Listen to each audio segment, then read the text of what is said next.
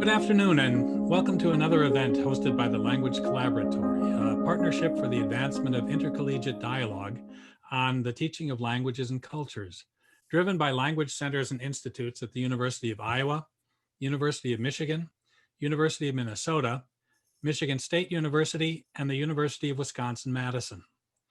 Our aim is to provide collaborative professional development opportunities for educators of language, culture, and literature at the 5 institutions. Our series this fall addresses perennial issues of accessibility, inclusivity, and learner autonomy and agency through the lens of our current shared circumstances, and approaches these issues from a variety of perspectives, building on the expertise of individuals on our own campuses. We aim to share insights and to encourage interinstitutional dialogue, bridging the institutional distance and fostering a collaborative interchange of ideas. You are invited to contribute to what we hope will be a lively discussion. The sessions will be recorded and made available through each institution's website. We ask that you mute your microphone at the outset, that you use the tools in Zoom to contribute questions and comments in the chat, and during the open discussion period to raise your hand virtually prior to activating your microphone. Closed captioning is available through the live transcript button in the Zoom menu bar. Before we start today's session, just a reminder that the next event will be held on Monday, December 7th at this time, hosted by the Language Resource Center at the University of Michigan, finishing up our series on learner autonomy. Today's discussion comes to us from the Center for Language Teaching Advancement at Michigan State University on the topic of agency-based language learning. And our conversant today is Dr. Felix Kronenberg, Director of the Center and Associate Professor of German. My name is Dan Sonneson, and I will help guide the discussion today. So welcome, Felix, to this series on learner autonomy and agency. It's we've discussed a few questions, and we're going to try to address some of those. Let's just start with a big question. So why are we talking about learner agency and autonomy? What's the big deal? Sure. So we're talking about learning, right? And I wanted to make clear that we're not talking about teaching or credentialing. Those 3 terms for me are always kind of thrown together. But we're actually talking about learning, the act of learning, not necessarily about the institutional parts about this, but about learning. And everything we know that learning is, all the research that we now know in 2020 is that we know that learning is an active, constructive process. It's not something passive that's just kind of transmitted, but it's something that you work through to build up, right? And we know all of this, right? And so if we focus on the active student, we talking about student-centered learning, active learning, all of these labels. Agency is really at the core of this. And what do I mean by agency? I thought, a definition might be good. And this from 97 from Murray, Hamlet on the Holodeck, by the way, is the book. And she writes that agency is the satisfying power to take meaningful action and experience the results. So I thought, especially taking the words in here that are interesting are satisfying power and meaningful action. And maybe talking about this a little bit, why we talk about it is that in our institutional context and looking around the digital room here, we see people from all kinds of institutions, and we're kind of bound by those. By the way, we as instructors and administrators often have very little agency ourselves, but that's a different topic. But there are many obstacles. For example, when, where, and how we teach are all things that are already decided for us beforehand, right? And so there are certain things that we can and cannot do. One example is grades. Okay, so with students, we need to give students grades, and that sends it into a certain direction already, right? There are very few opportunities for us to kind of change that, and that doesn't always coincide with learning. So there's really no choice for instructors, but there's also no choice for students. The curricula that we have in most language programs are really teacher-centric and teacher driven and credentialing driven, right? So there's a certain course and a certain learning objectives, and there's one way to get to those. And you can't really just mix and match. So the students don't have the choice of saying, well, I want to learn a lot about writing, but I don't care about communication. Well, you can't do that, right? And so there are very few of these choices. And so I want to talk a little bit about with you how we can give students some of these meaningful choices to actually make it student-centered and to give them this agency, which is actually not really easy, but I think it's something we need to strive for. And then hopefully we can all talk about this. So in a sense, then what I hear you saying is that the main thing about student agency is their active participation in their own learning. Mm-hmm. We talked kind of the first session in this series with Caitlin from Michigan State, talked about kind of the learner-driven syllabus and kind of negotiating with learners what it is they want to learn. And a question that I would have, I mean, it sounds like we're talking about the same sort of thing. Aren't we forced to give up something that we value by focusing more on learner agency and autonomy? Sure, there's always trade-offs, right? And I mean, one key thing I think is giving up control. Learning is a lot about control. Teaching is a lot about control. Schools, institutions are all set up to control processes. And the control is there for certain reasons, right? So one thing is comparability. So it's easier if I have a standardized system to compare across the board. And especially in terms of grading, and I still say, you know, this is one of the minimal things that instructors have to do is in the end, give the students a grade, right? And it's not really a choice for any of us. And so this is really much easier. It can be much more time consuming to prepare a course in which we give up power and let the students do it. The easiest thing for me is to go in and teach a grammar lesson. I barely have to prepare for that. It's very easy. I can reuse it. But for the student side, there's really no agency in that. It's very passive kind of learning. And I think designing meaningful actions for the students, meaningful choices, is hard work. And I think that's why one of the many reasons why we don't see it as often. And that is certainly something that we give up. And you know, time is extremely precious. So I think one way around this is to think about frameworks and also thinking about development of curricula and courses. And I think this is also something where we can work together. I can give some more concrete examples soon, but to give you one analogy here with the way that I look at this is, you know, it's like growing a plant. You can't really force it. You have to provide the right environment for it, and the plant will thrive. It might not. I think one of the issues we have is that we want to get every student to a certain level in all the different skills. And especially when we talked about accessibility and inclusivity, we know that that is not realistic necessarily, that students have different abilities, interests, and different pathways, really, and different motivations.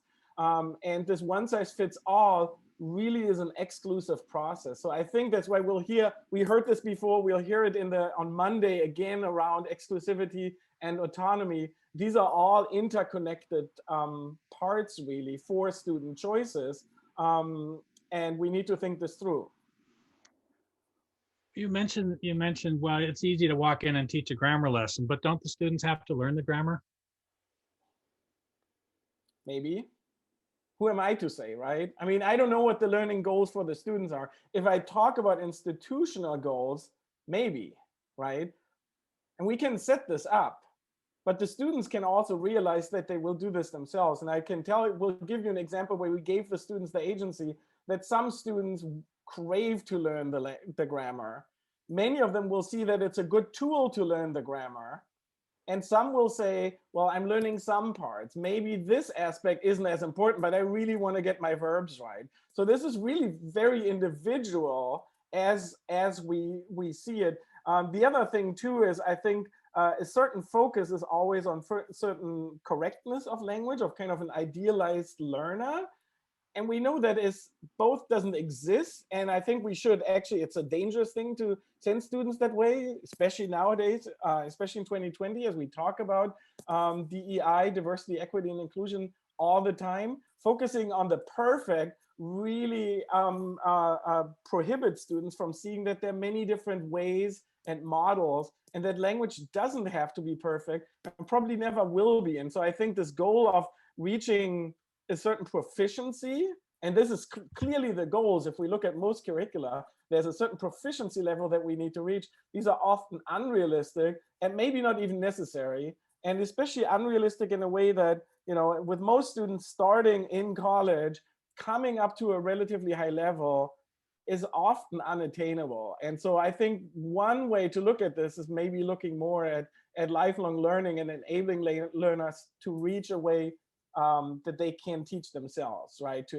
make them aware of this through reflective practice.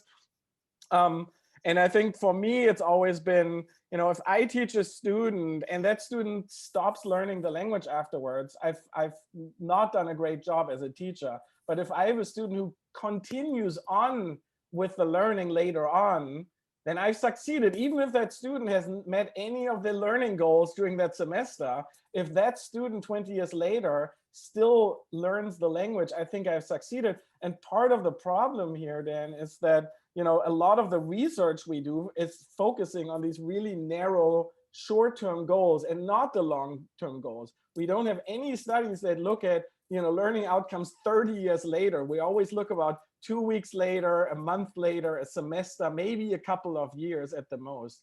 And so this kind of short-term view really prevents us from what the actual goal should be. So when we're looking at, let's say, a typical college curriculum, post-secondary curriculum that talks about what students should be able to do by the end of a course or by the end of this set of courses, how would you recommend that we talk about what our goals are when we're teaching a language or when we're providing students an opportunity to learn the language? Is it how does the concept of language learning fit into the language curriculum? Sure. So this is a difficult thing, and I think this is something that you know, departments need to talk about a lot. And I think finding consensus is probably one of the hardest things. When I do my consulting for physical learning spaces, that's, you know, my main area of research focus. And I do this with other universities. They think we talk about the physical spaces, and we always come down to what's the goal, what's the purpose of this. And most departments can't really agree on this, right? And so it's really a big soul searching. I think this is really important, especially for larger units, to really think, what do we want to teach? Where should students be? And can students reach a meaningful proficiency in 3 semesters, right? Is that even possible? So some of this is, of course, a larger social context that, you know, students who come with no language skills to begin with, we're just starting from scratch. We may not be able to reach these lofty goals that sometimes we want to reach. On the other hand, too, if we look at it in a more educational context, not just in a language learning context, some of these goals for students, especially undergraduate students, are really more to develop independent thinkers, to teach them certain skills that transcend the kind of technicalities of language A or B or C. And so one thing I wanted to think about, you know, what can languages otherwise teach, are things like, you know, humility, empathy, you know, being put actually into the position of not being able to communicate, right? This is a really powerful thing that we often forget. And I think one danger that's always for us language faculty that's always present is that, you know, we're the masters of those languages and we love those languages. And we don't often use these skills that we actually say we're teaching in seeing it through the student's eyes, where this is a really scary position that they're in, right? It's a vulnerable position. And I think this is another thing, if we think about leadership skills, and, you know, in 2020, we talk a lot about vulnerability and how are leaders showing their vulnerable sides. I think language learning is a pathway to that, beyond just the technical. But again, this all depends on the students. If I talk to my students, they all have different motivations. Some of them want to practice verbs. Some of them want to read their favorite manga. Some of them want to have something for their CV. Some want to travel abroad. Some of them have a grandparent, who's from another country and they want to reconnect with their culture. They're all valid motivations. And I think we need to listen to them more, because otherwise they run away. And there's an undergraduate survey that we've done following the University of Madison and Wisconsin and Madison. And we replicated the study asking all our undergraduate students why they're taking languages, and more importantly, why not? And it's been really amazing to sift through that, how many students aren't taking it. A lot of our focus is on those who are already in our classes. There's a lot who are left out of language learning, right? And looking at what their motivations are. And when we talk to them, then we find out they say, well, I just don't want to learn. I want to learn it, but I don't want to take tests. I just want to learn it. And that's just not possible at this university, right? I'm just going to use this tool, for example. So I think that kind of looking at more, especially with declining enrollments that we're seeing across the board, is looking how diverse these motivations are and how can we enable them to and give them choices. And this can be through courses and different kinds of offerings, maybe no credit offerings, maybe offerings that set the bar a little lower, and maybe offerings that focus on different things and allow the students to really follow their own paths more. And this is difficult. And I also want to say that the students often don't like this. They say, give me something to study so I can get my A, right? They are often uncomfortable saying, well, now I need to figure this out by myself. It's difficult because the students aren't primed for this, but they need to learn this, I think, in any discipline, because that's what their future will be like, is constantly being active and responsible for their own learning. One example that I know that you've been involved with, and I wonder if you could talk just briefly about this, is you've called it agency-based learning. Right. Yes. I would call it gamification. Sure. Yes.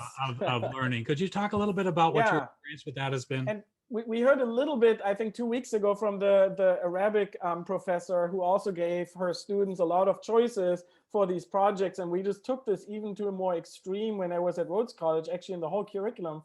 And instead of prescribing them what they need to do to reach a certain level, we just assigned point values to it, and we just gave them hundreds of tasks that they could choose from.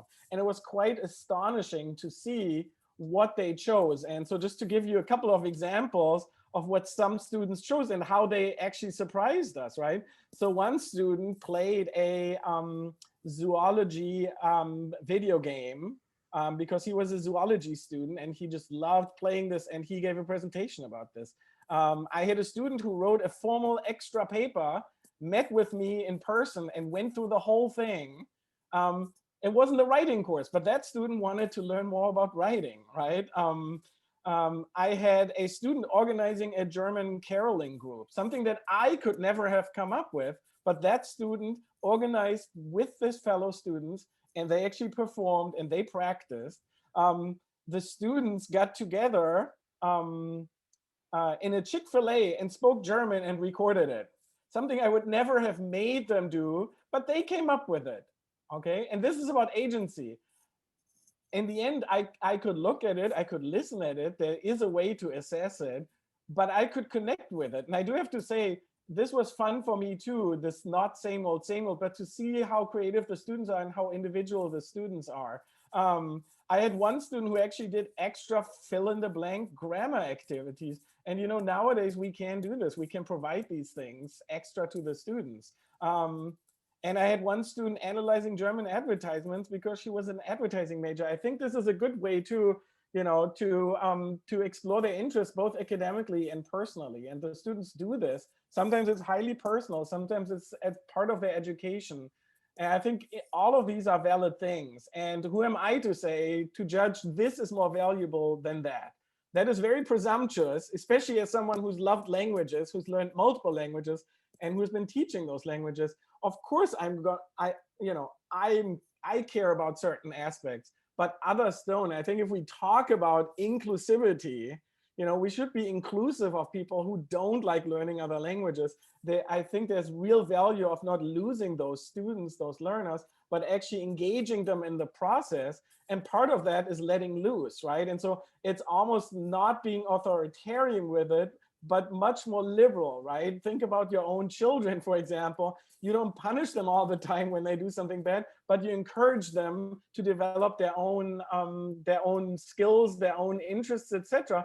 And they often don't align with what we do. And so again, we're back at schooling versus learning, teaching versus learning, credentialing versus learning. These are not the same things. And so they are the two sides, I think, in all of us, where we have this kind of institutional side, which pays our bills and our salaries, right? So this is an important piece that doesn't always align with learning, but we talk about it often in ways as if they are the same thing. They're not, right? And there are certain choices we just don't have. I just can't say, I will not give you a grade because then I will get reprimanded by my supervisor or my chair. So that's not a choice really, but there are choices within the system. So what was interesting at the system at Rhodes that we did actually to see what the students then do if we give them the choice.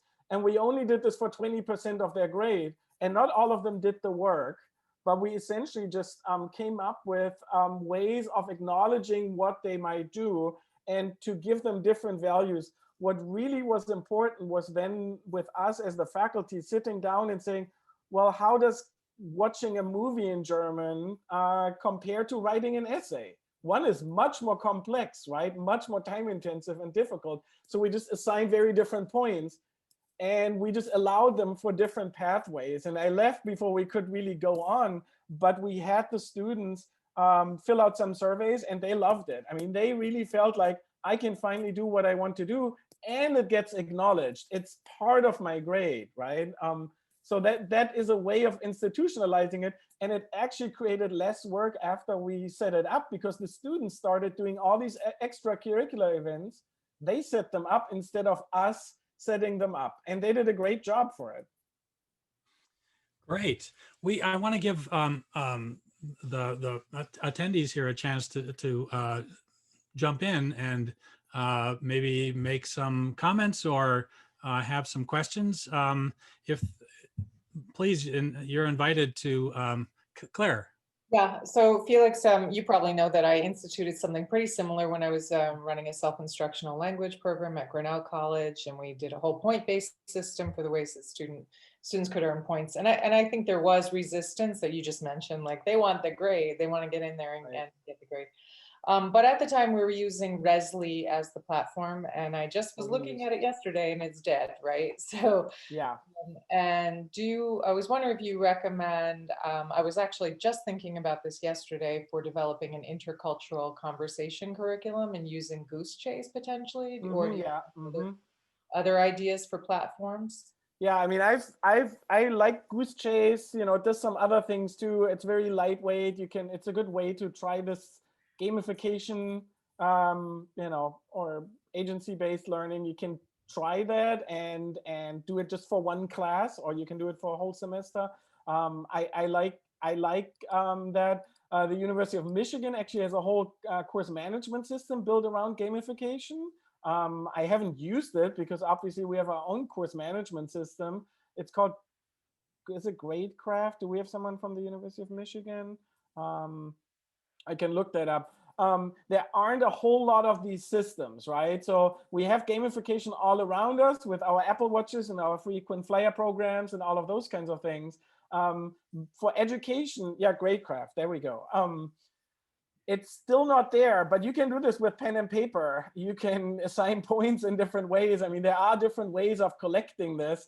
It doesn't have to be highly technical. That's what I'm saying. And this is maybe just one approach also to giving choices, right? I mean, there is an easier entry to giving choices. And I think one thing for me this semester, which I've thought a lot about equity and inclusion, especially as we're teaching remotely, and I'm thinking about synchronous participation in classes.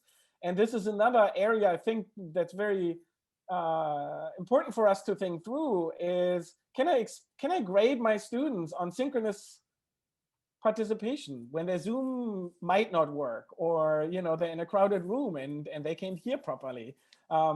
And even thinking that through is, for me, has changed. So for example, I'm going to make this option, the synchronous sessions, optional, but I'm going to, as a teacher, pledge to make those synchronous sessions as good as possible. And if they attend them, they will do better on the other assignments, and they might actually save some time. So it'll change my course design too, of giving them the choice and seeing, okay, are there other ways for them to reach these goals? So as in terms of tools for reaching this is not about gamification, but if you know Nearpod, this is a great program that you can use synchronously and asynchronously, and it's a way to craft some content that the students can do synchronously, asynchronously, and that we can do when we move back face to face. So it's worth spending some time to invest in this, because all of this is time investment, right? Giving students choices and making them engaged in it. So that's my next trial, is to make this completely optional for the students. So it's not fully high flex. It'll be online, synchronous, asynchronous. You choose your path. You still have to do activities, what I ask you to do, but you choose how you get there and what kind of help you need to get there. So I'll probably do a lot of voluntary drop-in hours, tutorial kind of things, and I'll see what the students will actually do in the end.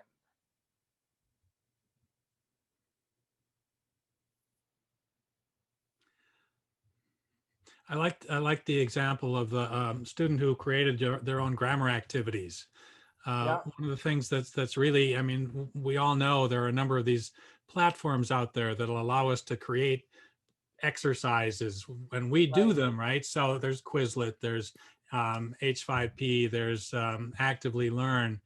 And you and I have talked about the possibility of actually having students create exercises using one of those platforms that they can use for themselves and or share with their students. Right. I mean, with their peers. Oh, exactly. Yeah. Yeah. This is, and we know this, right? I mean, this kind of, the act of creation is where the learning happens. You may know the kind of cheat sheet, right? That I remember I had a teacher in high school who allowed us to have one cheat sheet, was this size, and you could write your own cheat sheet. And thinking about what you could put on there, what would help you, made you go through the content and look at what's important, right? We know that this kind of active engagement is when you learn it. When you tutor others is when you really understand what the language is about, right? That's when you become the teacher, is when you actually learn the content, because you need to actually go back and be like, I don't know what this is, but I need to convey this. Let me go and look this up. These are really powerful experiences for the students to see. And some of that can actually be modeled, right? So I think the good thing about student agency is that they can teach me something. So instead of me telling them, you submit this as an essay, if I give them options, and I just did this for the final project, the students just taught me 5 different new tech tools. And I love tech. And I didn't know those tools. And they said, can I do this? And I said, sounds great. Can I do this? Yes, go ahead. Just tell me what it is. And they told me, and they owned it, right? They owned their project much more. And I'm sure that I'll get a better project through this way. And so I think it's just a way of engagement and just seeing them more as adults and as active participants in the process. And what always comes up is, well, how do I grade it? And I always say that can be figured out with rubrics, with different ways of, and in the end, I do have to say that may not be the most important part, and that may be radical. I agree, some people might not agree with me on that, but that is not my prime goal. That is the institution's prime goal, is to assign grades and basically rank the students to each other. For me, I want them to learn it. And whether it takes them 5 weeks or 15 weeks, it doesn't matter in the end. If they learn it, I've reached my goal, right? But this kind of competitive comparing them, that's what we're essentially forced to do. And that is really an unfair thing. One example, by the way, with this agency, which is this kind of, it's a gamification process as well as, if we think about how we assess, let's look at the vocabulary test. Usually we give them, by this time, you need to, at this snapshot in time, you need to do this, and you're either right or wrong, and I take points off. What if there was a way for them to take the test and take it again and take it again. Some students might ace it at first. Some might take 15 weeks to ace it. But if they in the end ace that test, why shouldn't they get a good mark for it? In the current system, they don't. But in the end, if they do it, great, learning goal is achieved, right? So we should just grade based on reaching these learning goals and realize that students might reach them at different times. And again, how do we institutionalize it? That is the big question here, right? That is something that we need to figure out. That's where the work really needs to be done. And my fear is if we don't figure this out fast enough, more programs will die and students will just not enroll in languages. This is what's already happening. And we know this is a huge part of the motivation for the students not to enroll and to drop language classes. And so I think it's absolutely existential for us to figure this out. Let me stop you before you get too negative and say our time is up. But thank you all for coming, and thank you, Felix, for sharing your thoughts and your ideas. We hope we will be back again next week, and we hope to have another session in 2 weeks that is more a kind of a networking sort of thing, and you'll hear more about this in the days to come, and we invite you to join us for that. Thank you again, Felix. This has been really great. And thank you all for coming, and we'll see you next week.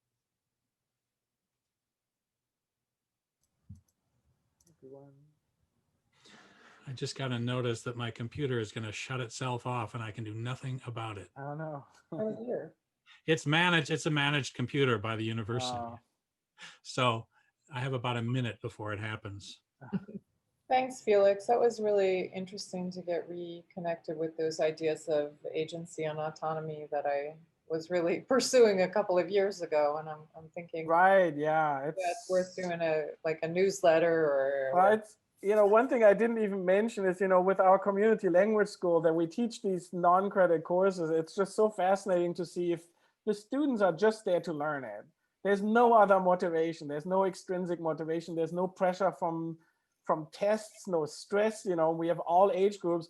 And it's just so amazing to see that and to see the students just, especially going through this undergraduate survey and just to see all of these things like not relevant, I hate it, it's too difficult, has nothing to do with my life, I don't want to learn about the 18th century. I mean, all of these topics you see, it's heartbreaking to see that we can turn something that is so amazing into something that sends so many people the other way. And so the community language school there that we're now doing online is just such a good example of showing, maybe we need to do this not for credit. Maybe we need most of our language programs to be not for credit courses. We do it with other stuff too, and maybe not all languages, but maybe some, or maybe giving them the option. I mean, we see it with sports. There's PE and there's extracurricular stuff, right? And both have I think there's value in both.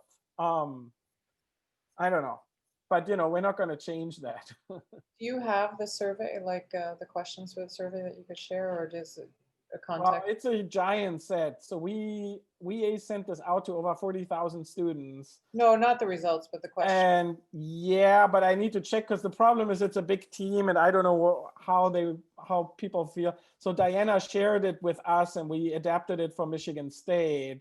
And I'd want to check in with Diana first just to make sure that, because they spend a lot of time and giving them the due credit for it. And no, it sounds interesting. But that's been really interesting, especially, hearing from the students who just don't take languages in all these other colleges, and just to hear from them.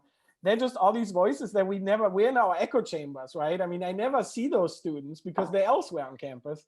I only see the students who are already, so it's almost preaching to the choir. The students we got are already kind of interested, or at least they have to be there. But the vast majority of students just don't ever take a language. And it's so many missed opportunities, including study abroad, by the way, where most of them don't even take the language either. So. Looks like Dan got kicked off. So I mean, that's, you know, it's a complex, I think it's a complex, very complex issue. And especially, you know, ideally these students would all learn this way earlier and they would come to the university with all kinds of skills and a level of proficiency that we can then work with them, you know. And it's really difficult to start from zero, which is just what most of us do in our language programs. And then getting them up, you know, in a short time is just, I don't know if it's possible. And in some languages especially, it's just extremely hard to, in some languages to achieve that level, right? And I think the goal in general, and that's not been, so is this a specialized topic that only some students who are interested in this in the language, or is this something that we reach the broad masses? And that's the other thing. And that's the big question that we're all talking now that our budgets again are very threatened during the pandemic, you know, is, are we focusing on majors? Are we focusing on grad students? Or are we focusing on just students who just take the language and who will then mostly be in the lower, you know, in the basic language courses? What's the goal? I don't, you know, that's something that I think the institution, the department will need to state clearly and focus on this, because that depends then on what the goals are and what the proficiency goals really are for that program. And you know, if you only have students who will become a major anyways, then yeah, you can do different stuff and should do different stuff. So, but it's, yeah, I'm just a little worried about all of this because I'm seeing the numbers and the programs now increasingly being shut down at other institutions. It's heartbreaking. Yeah. Any other thoughts or? I just wanted to say hi, Felix. You're Hi, at my hello, alma yeah. mater. I did my master's at Michigan State. Oh, but great, yeah. So long ago that I don't think there's anybody left who knows me. So. Did you still know Tom? Tom just retired. He's Yeah, the recent. that's how old I am. Tom Okay, Lovett yeah. was actually hired the year I left. Okay, Right? yeah. They were searching when I was leaving. So it's been a while. Yeah, Tom just retired, I think a year ago now. So yeah, Yeah, not filled the position. Yeah, that's been. Oh, you're in Tom's position? No, I'm not. No, it's not filled. It's, you know, we're not hiring. We have a hiring freeze, so we're not hiring. So yeah. I miss it. So, but I mean, it's so different now. I go back and everything's moved and those things. Yeah, no, it's a good program still. Yeah, but you know, even with a relatively big program like German still at MSU, we're still thinking what's the future of this and who should we focus on, right? I mean, these are really, and what's with graduate education with, you know, 2 tenure stream positions this year in German, you know, where's this heading? I mean, these are really fundamental questions that I think that there just needs to be a lot of soul searching, I think, unfortunately. So yeah. Well, thank you. Thank you. It's good to see you. Cheers. I don't know her. I want to just say hi to Tina because I don't remember meeting you. I'm Philomena from LRC in Ann Arbor at U of M. So you said you were teaching. I am just muted myself. I'm brand new in Ann Arbor. I just started in September. So I was teaching ESL in Dearborn, but my training's in German. I've done both over the years. So hi, Philomena. Nice to meet you. Nice to meet you too. So look us up at the Language Resource Center if you need anything. Thank you so much. It's a great center. I know we had some during the orientation, we had some people come and talk with us from there. All right. And hi, Claire. We were at in the same hotel at a conference. Back in, was it Fargo? Yeah, Fargo. Oh yeah, Fargo. It was fun. 2015, right? Yeah, I think. it was a fun conference. Yeah, it's where I met all you guys. Really? Was that your first IELTS? I think so. Yeah. All right, gotta go. But that's hey, Brenda. Bye. Linda, And Beatriz. have a great evening, everybody. All right. Bye. Bye. I switched computers. Yeah. We didn't get to the 5 C's, Felix. We didn't get to the 5. It's fine. It's this. They thought, yeah, they're not full presentations. We were trying to avoid all of this. So a presentation about this would have looked quite differently. This was more a provocation. You think we provoke people? I don't know. It's hard to see, It- but Well, I mean, I got I like juices flowing on these topics that I was really interested in a while back. for so many colleagues that, even here, I think this would be very provocative, because often the goals really are meeting certain benchmarks and, doing certain check marks and comparing that data. And, that's how a lot of the disciplines work. That's how the science behind this works, right? And sometimes to the detriment, then, so you get all the data about that and that program, and then the program shuts down, and then the data doesn't do any good. I mean, that's we see this often happening, right? And yeah, we sometimes miss the larger picture then, right? The larger societal trends there that are all around us. Yeah, and the question that I hear often, or at least the response that I hear, we talk about roadblocks to doing this sort of thing, is that I have to cover the material. Right. Right. I have to get the material covered. And if I give the students all this liberty to do all the stuff that they want to do, that material is not going to get covered. Right. Yep. I got to head out. Bye, Claire. Okay. No, the material, yeah, no, it's true. It's it's about standardization, certainly. And of course, that's how science works. I mean, there's value to it. You want to make sure, but I think those goals are, again, the goals are different. If my goal is to, produce an expert speakers over a time frame of 10 years, then this looks very different from, giving students an introduction and having them become critical thinkers and maybe take 2 language classes. The goals are totally different there. And I would design the classes very differently depending on who sits in front of me. And if I have a grad class, I teach that very differently than an undergrad class with people who are forced to be in it, right? Who have the requirement to be in it. It's just a totally different population. And in the end, it's just basically thinking about your audience again, right? Which comes circle to agency. So who is the audience and who do we focus on? And that's just not clear. We're trying to please everyone. And in the end, then we're not pleasing anyone, it seems. So. Well, yeah. We got fantastic students, and I can always, within my own course, I can do a lot of cool stuff. So and we have to keep our hopes up, right? Right. Yeah.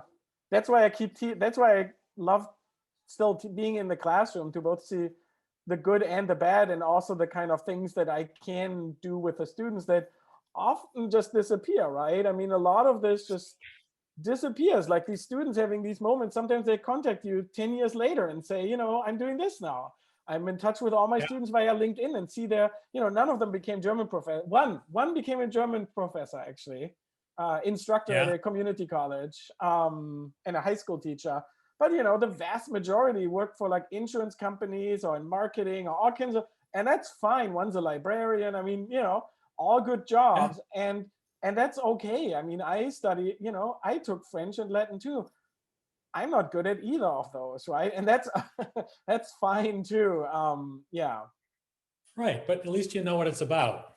Yeah, and I think these moments, I mean, if I can create that kind of spark in the students, and that is of course not the science, that's the magic, right? The kind of the art in it. If you spark something in the students that they can cherish for the rest of their lives, and that kind of keeps them thinking, hey, I mean, that's all we can ask for, right? I mean, but you can't plan for that stuff. You just can't, and you can't measure it. There's just no way. We have no measurement of magic. Oh, that's right. Look at my colleagues. I talk about magic. That's why we don't attend to communities and connections, because we can't measure it.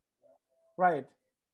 And especially the lifelong learning is the hardest to measure, right? There's just no Yeah. data. And especially in our cycles of research too, you know, no grant will fund this. Well, maybe a grant. But you know, by the time you needed to reach tenure, you needed to keep your job, you needed to get the book out, you just can't wait 30 years to get this meaningful data. It's, you know, we're just like Wall Street in the research business. We just churn out quick and easy articles. And so, and this is in many fields, right? But so the data we have is on these micro units about, you know, vocabulary retention, you know, Right.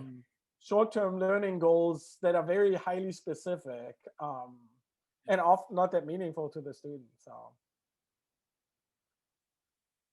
oh well. All right. Well, thanks Next for week doing should be this. fun. So yeah, thank you. Yeah, Monday should be fun. Yeah. We'll see you next week. See you on Monday.